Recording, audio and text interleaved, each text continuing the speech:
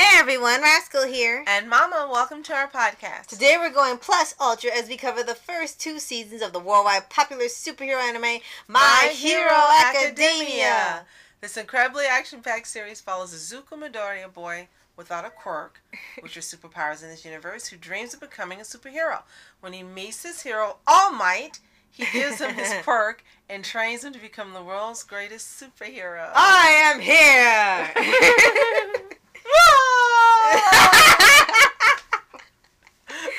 Yes, this anime was actually really good. When we first started watching it, if you have not seen the show, it takes a little bit for it to pick up. Like, he doesn't get to that school until like the 4th episode. I think they're just trying to show, how the character is, how he gets there, and the pacing is like kind of slow at first. They're showing you, taking their time to show you everything, almost like as if it were a movie.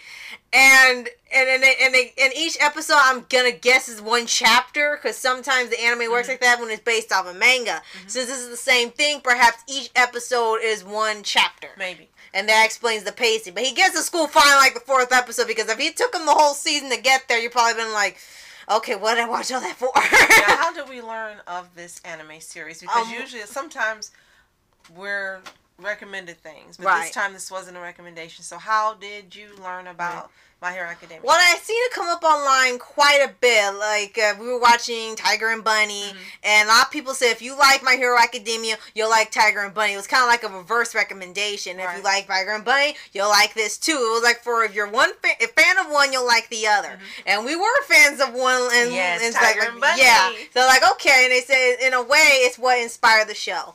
And I would see people use it in like the videos. I would see some clips.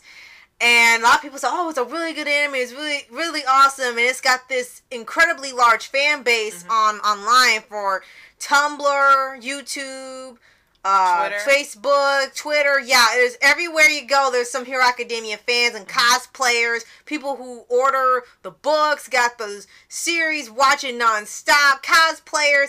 Everything they can have Hero Academia related, they have. They even got a full museum in Japan, in Tokyo, where it's just tribute to all the famous moments in the show, and everything about it. It's just a whole theme museum, which is awesome. Yes, definitely. So that's something that definitely would be awesome to see in person one day, which we will. We shall. Right. So I'm so glad you learned about this, because I loved it from the 2nd episode. For some reason, for me, sometimes I'm always on the fence with the 1st episode, and then by the 2nd episode, I'm hooked. The only show, there's very few shows where I have been sucked in from the very 1st episode. Sometimes it takes me 2, and like in some, like Tangled, it took me 5. But I really loved this show after this. By the 2nd episode, by the 2nd episode, I really love My Hero Academia. And my favorite, before we even go further, you might as well know, it is Shoto Todoroki, aka Other Zuko. Leave him alone. I am not kidding. I think somebody watched inspired by Zuko. Yes, someone at but Avatar. So different from Zuko. Exactly. They just have some similar elements, like in the backstory and stuff. I'm like, okay, someone watched Avatar. Yes, I know the scar. The scar is not on the wrong side. But yes. When it starts out, like a little bit. Taking his time to show you the character, how the world works, and why he has no quirk. Because he wants to be a superhero, but he was born without a quirk, and everybody else in this city has quirks. And it's such a regular thing. When it said it happened years ago, since it was inspired by X-Men. You know how X-Men has where, the mutants, either they must be destroyed, or you fight with them, or you're against them, or it's total chaos and mayhem. Here it's like, you want a job? We'll pay you to save the city. It's so mundane that they even had in the 1st episode when there was traffic was blocked because it was a giant monster attacking, and they were waiting for the superheroes to come by, and they had this guy on the phone say, hey honey, I'm gonna be late for dinner. This monster is blocking up all the traffic, and I don't know when the superheroes are gonna be here to stop it. I was like, it's one of the best scenes ever. But also the pacing for it also coincides with different arcs. Every season has a couple arcs going on in it. Like the first one is like we're introducing you to Deku, and then how he gets to the school and the entrance exam, and then the first test they take at the school, and then they attack on they call it the USJ, and they said it just sounds like Universal Studios Japan. and then it's condensed all into 13 episodes. It doesn't feel like it when you watch it. Okay. So much happens. We need to explain, if you're listening to this and you've never watched the show, yes, we spoke of Izuku Midoryia. Right. He is called Deku by another character called Baku or Bakugo. Right. So, don't get confused. This is the same character who the show is centered around. Right. Okay. And like I said, and there was actually a lot of action once it got started. I mean, there was action all over the place, and it would so much it would keep going from episode to episode. Like it would end. All of a sudden, the episode would end. You gotta wait till the next one to see the action continue. It's like that's how long some of these scenes are. Yes. They span episodes and they span story arcs.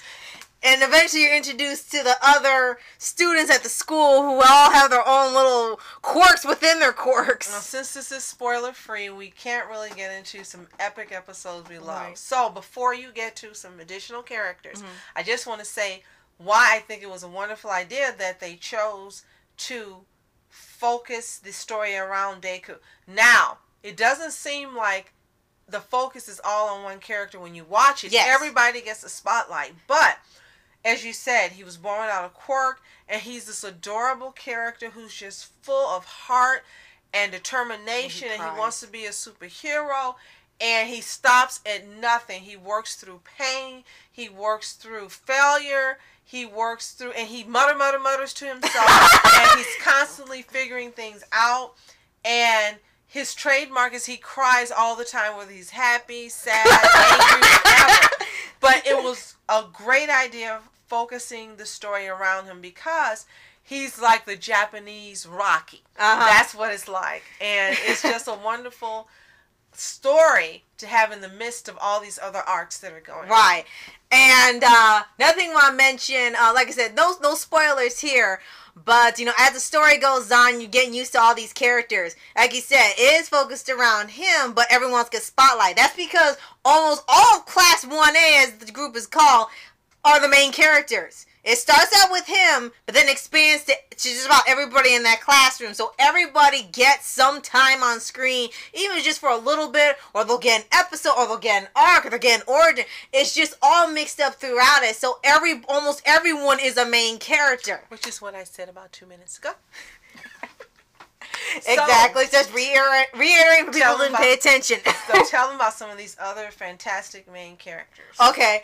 Well, when he gets there, because, you know, you got Bakugo, who is like this biggest psycho I've ever seen in the history of animation. And people still love him. He is the bully of the show. Yeah. And he's always trying to do something to Deku. Literally all the time, where he's trying to kill him, or he's trying to punch him, he's trying to beat him. He's like, this guy should be in a mental institution, not in a high school of superheroes. But somehow it works. You see this character, and I don't know why. He has this huge fandom, and somehow you like this character. Right. It's like, how? It's like, and the other show's like, oh, we can't have a bully. That would condone violence and such, and people wouldn't like that. They said, our most popular character is the bully. It's like, so you just proved everyone wrong by doing that. In both Japanese and American polls, Bakugo is the favorite character. Yes. The bully is the favorite. Yeah, it's like, how? Just how? Okay, so and then get into other girls. Yeah, Todoroki, Deku. Yeah.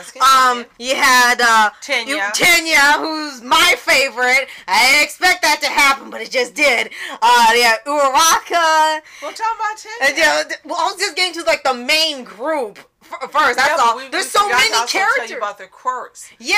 Oh yeah. Okay. Well, Deku's he inherits the same power from All Might, so it's like the super strength, super jump, and right. Bakugo has it's like a glycerin or something he gets in his hands, and he can make explosions. I guess it's supposed to be, I guess, like nitrate or something. Yeah. I think that's the term for it, yeah, and he can just blow up anything in his hands, which is like dangerous. And Todoroki is half hot and half cold. He's like heat miser and ice miser. But he can, one side he got from his dad, who is Endeavor, who is all fire. And the other side is ice. He uses the ice more than the fire originally until Deku let him know that it's not his power, it's your power. Right? No, it's not his quirk, it's your quirk. It's like, sorry. And Tenya has engines in his legs. And it's really gross looking. As long as you just wear pants all the time, you won't see it. And he has super speed, which is supposed to be a reference to the Flash. And then he's the Japanese Boy Scout. Oh yeah, everyone, like I said, we said that everyone has quirks with quirks, which we'll explain in a few minutes. Uraraka has where she can touch anything and it'll immediately be weightless, and that's a pretty cool one. And they also got this girl, Susuyu, I think, who looks like a big frog. And they got this one, I don't know his name, and most people don't remember his name, but he's got like purple balls on his head. They're really sticky. It's like, yes, we know Benuendo in there. He's really, really small. No, it's like, are you just like a little kid, or are you just like short compared to everyone else, or well, we don't know. And yeah, Kirishima, who can turn his entire body into to a rock. And then you got the one who looks like a bird. Right, Tokayami. It's like a dark shadow bird. It's like, where did that one come from? And there's so many more, so we're going to stop there. Yeah, those are the basic ones. And when they get to season 2, the episode list expands to 22. Also means more arcs. This gets into a tournament arc where it showcases all the students' powers and their abilities to the pro heroes, and they can actually have internships to work with them if they once they decide want to go into business. And like I said, this is a pretty a good financial business for superheroes in this world. It's much better than how X-Men has, even though it was inspiration for it. And it also leads into, when that ends, it goes into the Hero Killer arc, which is probably the most popular of all the arcs in the show and the manga, which is introduces to a couple of the characters.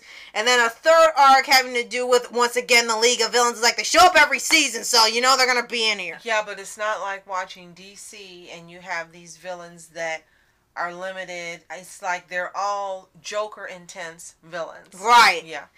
Right, because when you watch see some of these characters, you can tell who the influences are. There's even one we see later on that's supposed to be Deadpool. Right. Only difference is he doesn't break the fourth wall as much. So it's clear that they have been seeing a lot of Marvel and DC superheroes and adapting them into the show and the manga. So, but they still are original. Right. They still have their own thing. It's not like a direct rip-off or anything like that. And one thing about not only the villains but also the heroes is that the majority of them look very odd and strange.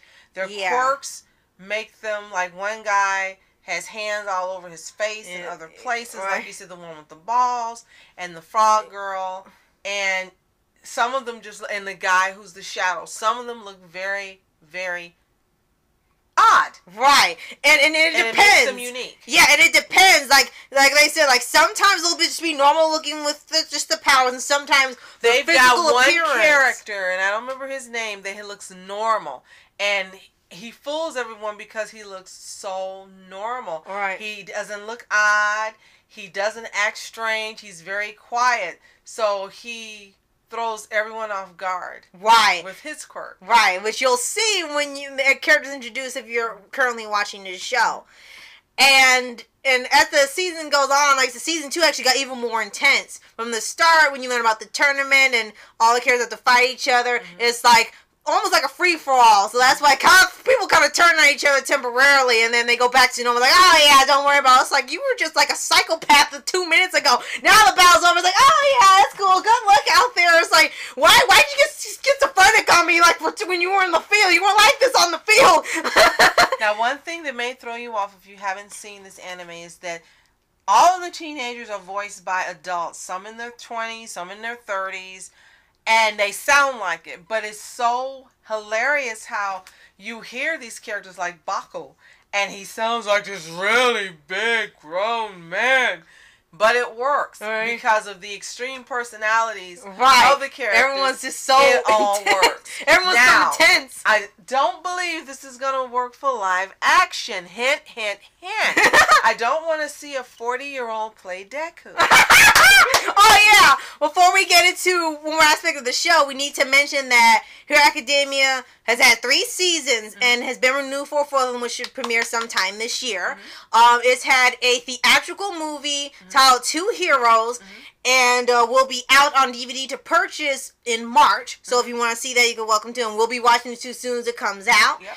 And they also have a spin-off manga called Vigilantes, which are also introduced into the show. And also, in April, they're going to have a live-action stage play with the characters and a live-action theatrical movie made in America. We're definitely waiting for this movie. And anyone who's listening, take cues from Full Metal Alchemist movie. Right. Which was perfect in every way in Inception. Right. And so we want to close this out with what made you. We already told you our favorite characters in the show. You can definitely tell us in the comments what made you start like Todoroki, because I almost forgot, like, when we were first watching it.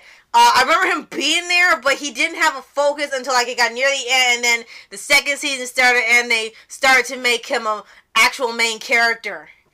Okay, there were 2 things that stuck out for me for Todoroki. First of all, as I've told you before, Deku is an adorable character. He's likable, and you're always cheering for him. And I can see why they put it around him. Somehow, some way, it doesn't make him the favorite, but it's not because he doesn't deserve it or he's earned it. For me, Todoroki, it was 2 things. One, you could see there was something going on underneath the surface, just like Zuko. You could tell there was something going on underneath the surface going on. You didn't quite know his story. It was interesting. You knew that he had a hot side and a cold side, but you could see through all of what was going on, there's something underneath the surface, and you knew there had to be one heck of a backstory because of his behavior and how he spoke. He was never mean to Deku. He was just, in his very male voice, really stern, or like the favorite line you have, tell him the favorite line. Yeah, it's, I've noticed that you and all I have this much in common. You're always by his side, so I can only reason, are you all my secret love child or something? And then Deku's like, is he serious? But he would talk to Deku, and he wouldn't be friendly, but you could see he would talk to him, and that there was reasoning going on in his head while he was working things out. I just like him as a character. You always tell me I gravitate to more serious characters. Right, couldn't get more serious than him. I don't. But yes, he was immediately my favorite character. Right. I thought Deku was adorable, but Todoroki is my favorite character. Okay. Now, if you've watched this show, let us know which character is your favorite character and why in the comments below. Right. Now, Rascal, why is Tenya gotta go fast, Tenya, your favorite character? When it first started, I kind of thought they were gonna try, like, Deku's probably gonna be my favorite. I originally thought that maybe he cried too much, and I did, like, Looney Kid, you just cry way too much. But they still are like, okay, they have other characters in here, and they introduce them, and not that it didn't like anybody any less, but for some reason, I just loved Tenya, because the way he would act is so extreme. Like, at first he came off as scary, and then you get to see more of him. He was just, like you said, a Boy Scout. He was just super serious about every little thing ever. In his hands.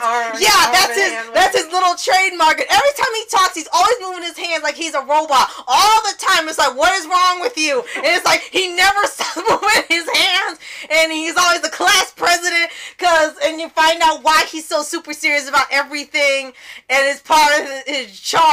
And he is just a hilarious character, and not usually the type of character I like, but I just grew to like him as it went on. And he has some great lines too, and some great scenes on his own that if you've watched, you've seen. If you haven't, you will. Right. Now, the trinity for the polls is always Baku, Deku, and Todoroki. Baku's always first, with Todoroki and Deku switching places. Right. And as you mentioned, there aren't really any characters that are part of the school you dislike. each has their quirks and their own personalities, and you think they're funny or you like them for different reasons. Now, the villains, that's not the same case. All of the villains are dislikable. There are no likable villains in this universe to date. I mean, you like none of them.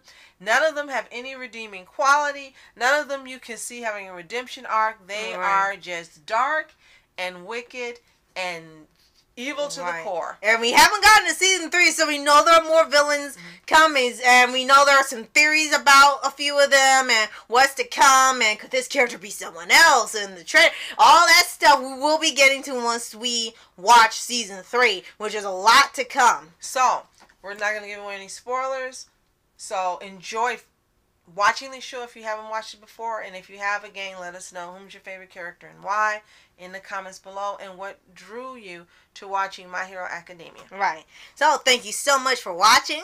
I'm Masco Entertainment. And I'm Mama Entertainment. Have a toon-tastic day. Peace. Anyway, you were a big help. Thank you. And in fourth place is Team Midoryia. And reporters sitting, flashing lights, trying to walk around, man. Who the hell are you? What you wanna do? Well, man, it's on you. Man, it's on you. Hit her in my dreams. She was my queen. A castle in the mountaintops, rivers and streams. Plucking sunlight from the sky.